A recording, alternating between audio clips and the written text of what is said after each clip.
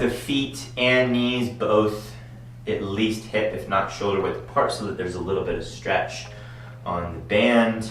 She's going to familiarize herself with her hips just for a moment, just kind of feel where they're at, tipping them back and forth, finding a nice core brace before we go, arms flat on the ground, and she's just going to drive her hips up until she feels her glutes squeeze tight, all the while keeping or maintaining resistance out on the band.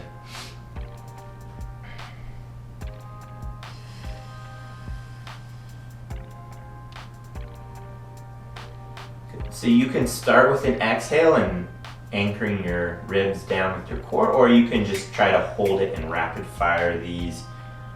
Both work really well.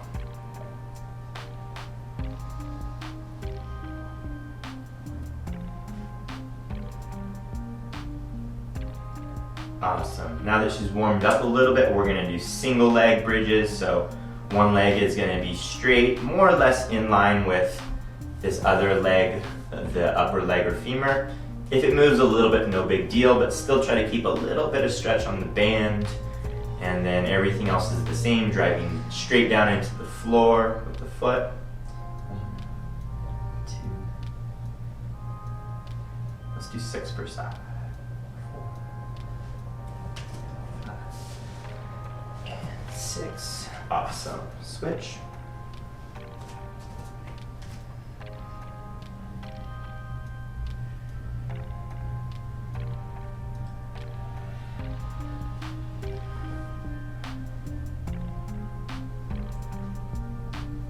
Cool. So now we're going to do bridge marches or marching bridges, whichever works for you. So now she's going to find that same two-legged bridge as she did before. She's going to stay up there. Initially, she's just going to bend her elbows and put her hands on her hips so she can feel that her hips aren't tilting around.